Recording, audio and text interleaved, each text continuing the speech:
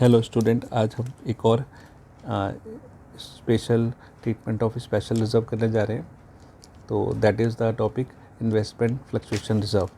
तो investment fluctuation reserve का थोड़ा सा मैं ब्रीफ आउटलाइन आपको दे देता हूँ। इन्वेस्टमेंट फ्लक्चुएशन रिजर्व जैसे पार्टनर्स हैं, कहीं अपने बिजनेस से बाहर कुछ इन्वेस्टमेंट करते हैं और इन्वेस्टमेंट की वैल्यू कम भी हो सकती है बच्चों, तो वो कंजर्वेटिव कंसेप्ट को फॉलो करते हुए अपने प्रॉफिट का कुछ हिस्सा निकाल करके इन्वेस्टमेंट फ्लक्चुएशन रिजर्व में ट्रांसफ़र कर देते हैं, ताकि अगर कुछ मार्केट की वैल्यू कम होती है इन्वेस्टमेंट की मार्केट वैल्यू कम होती है तो वो अपने लॉस को कवर कर सकें। तो इसके लिए हम एक एग्जाम्पल फ्रेम कर लेते हैं। दो सिचुएशन होती हैं। इन्वेस्टमेंट फ्लक्चुएशन रिजर्व आपको बैलेंस शीट में दिया होगा और इन्वेस्टमेंट फ्लक्चुएशन आपको बैलेंस शीट में नहीं दिया होगा। तो मान लो 3 पार्टनर है ABC और उनकी प्रॉफिट रेशियो है 4:3:2। तो और एक बच्चों चाहिए एडमिशन हो, रिटायरमेंट हो, आपका चेंज इन प्रॉफिट रेशियो या डेथ ऑफ ए पार्टनर हो, सब में जो है ट्रीटमेंट सेम ही होती है। तो आप इसको ध्यान से समझना है। तो एक मैंने बैलेंस शीट बना लिया आपके लिए एग्जांपल के लिए। इसमें हमें इन्वेस्टमेंट दिया हुआ है 2 लाख रुपए की पार्टनर्स ने खरीदी है। Cost of investment investment reserve में 18,000 रुपये है। तो पहले सिचुएशन है बच्चों, if there is no information, question में कोई इन्फॉर्मेशन नहीं दे रखी है हमें इन्वेस्टमेंट की मार्केट वैल्यू के बारे में, तो बहुत ही इजी है।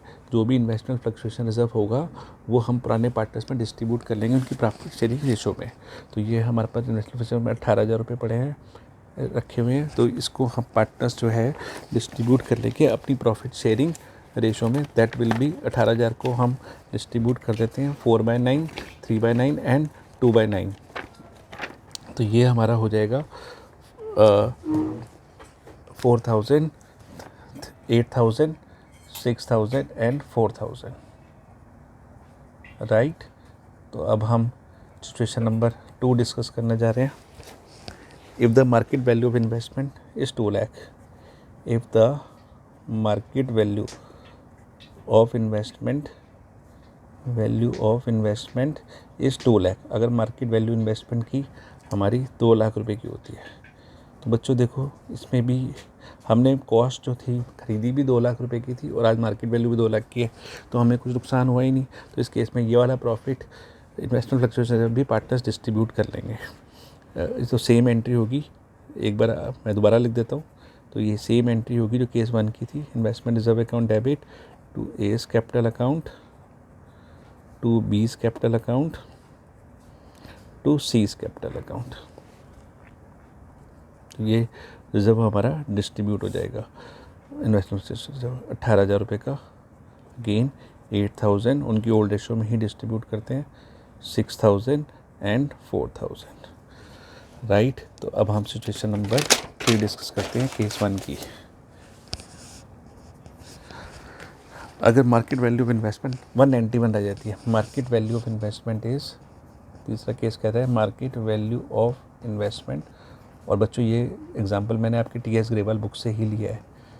Market value of investment is ₹1,91,000। तो देखो बच्चों, रिज़र्व हमने बनाया था 18,000 रुपये का, इन्वेस्टमेंट थी 2 लाख रुपए की जो हमने परचेज़ की थी। इन्वेस्टमेंट की जो वैल्यू थी जो हमने परचेज़ करी है वो 2 लाख रुपए की थी और मार्केट वैल्यू रहेगी 191 की। तो 9,000 का हमें नुकसान हुआ। तो कंजर्वेटिव कंसेप्ट के हिसाब से वर्कमैन कंपनसेशन रिजर्व से हम 9,000 रुपीज़ निकाल लेंगे, बाकी पार्टनर्स में डिस्ट्रीब्यूट कर देंगे। तो एंट्री बनेगी work investment fluctuation reserve account debit. Total था हमारे पास 18,000 का। तो इन्वेस्टमेंट की वैल्यू रिड्यूस हो गई टू इन्वेस्टमेंट अकाउंट, 9,000 रुपये का नुकसान हुआ है। 2 लाख की क्योंकि 191 की रह गई है आपकी, 1,91,000 और 2 A's कैपिटल अकाउंट, बाकी जो प्रॉफिट होगा हम बांट देंगे, 2 B's कैपिटल अकाउंट, बाकी रिजर्व जो होगा हम डिस्ट्रीब्यूट कर देंगे बच्चों, तो 2 C's कैपिटल अकाउंट 9,000 को। तो दैट विल बी 9,000 का 4,000, 3,000 एंड 2,000, राइट। 4,000, 3,000 एंड 2,000। तो सिचुएशन नंबर 3 है। फिर हम सिचुएशन 4 करते हैं। अगर मार्केट वैल्यू ऑफ इन्वेस्टमेंट रह गई है 173 की, market value of investment is 1,73,000 rupees, 1,73,000। तो बच्चों इन्वेस्टमेंट हमने परचेज़ की थी एग्जांपल के हिसाब से 2 लाख की, मार्केट वैल्यू रह गई है 173 की, तो हमें 27,000 का लॉस हुआ टोटल। लेकिन हमने रिज़र्व बना रखा था 18,000 का, तो 18,000 का जो हम रिज़र्व से कवर कर लेंगे इन्वेस्टमेंट फ्लक्चुएशन रिज़र्व से, तो बाकी जो बच गया हमारा वो हम फिर रिवैल्यूएशन अकाउंट से निकालेंगे। तो एंट्री बनेगी investment fluctuation reserve account debit,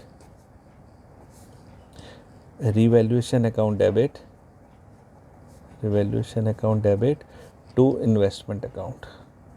तो इसमें पार्टनर्स को हम कुछ भी डिस्ट्रीब्यूट नहीं करेंगे क्योंकि लॉस ही ज़्यादा है। तो 18,000 की रिज़र्व, 9,000 हम रिवैल्यूएशन से निकालेंगे और टोटल जो है 27,000 का हमें लॉस हो गया, 27,000। और जैसे ही बच्चों रिवैल्यूएशन अकाउंट आता है तो हमें एक एंट्री एक्स्ट्रा करनी पड़ती है रिवैल्यूएशन के लॉस को डिस्ट्रीब्यूट करने की। तो that will be A's capital account debit, B's capital account debit, C's capital account debit to revaluation account.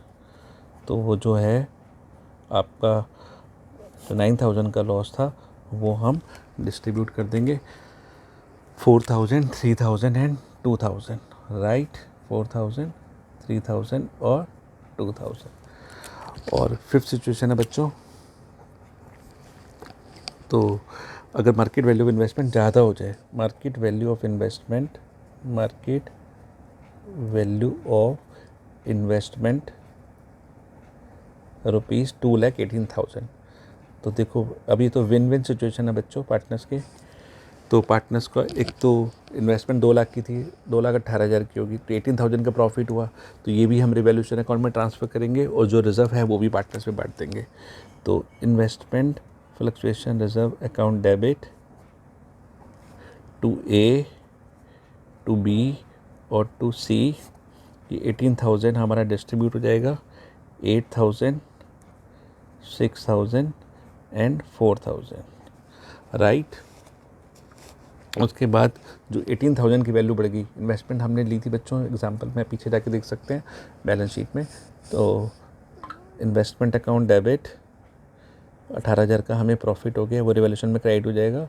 Investment account debit to revaluation account 18,000 rupees,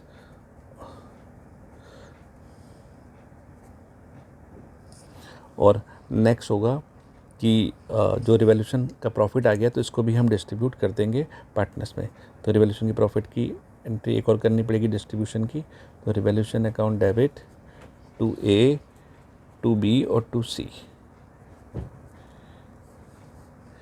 तो 18,000 का प्रॉफिट हुआ है जो हम डिस्ट्रीब्यूट कर देंगे 8,000, 6,000 और 4,000। और बच्चों हमारी सिचुएशन 2 है जिसमें मैंने आपको बताया कि उसमें हमें इन्वेस्टमेंट फ्लक्चुएशन रिजर्व नहीं दिया होगा और सिर्फ बैलेंस शीट में हमें एसेट्स ही इन्वेस्टमेंट ही दी होगी। तो सिचुएशन 2 हमें एक बैलेंस शीट दी होगी,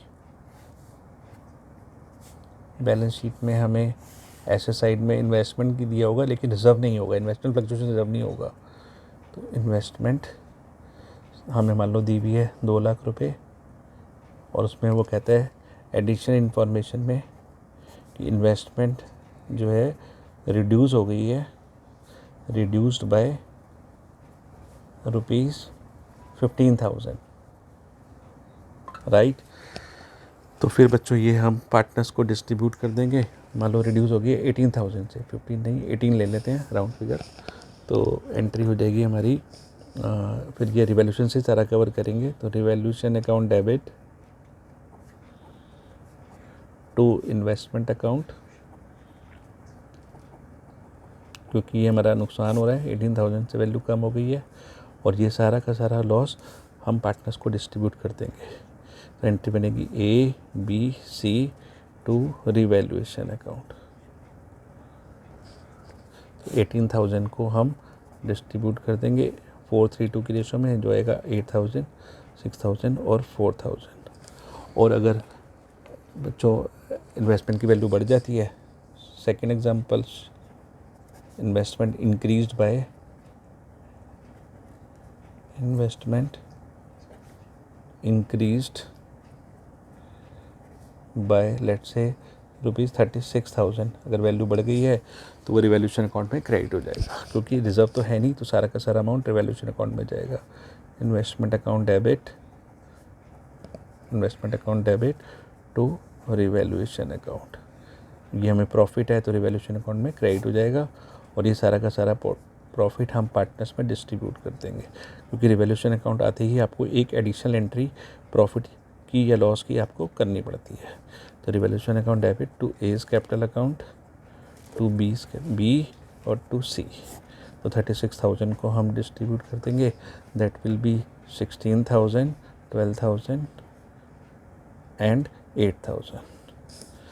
तो होप बच्चों आपको ये हमारी स्पेशल सीरीज़ का treatment of investment fluctuation reserve आपको अच्छा लगा होगा। आप इसको अगर अच्छा लगता है आप इसे लाइक कीजिए और सब्सक्राइब कीजिए। Thank you, bye.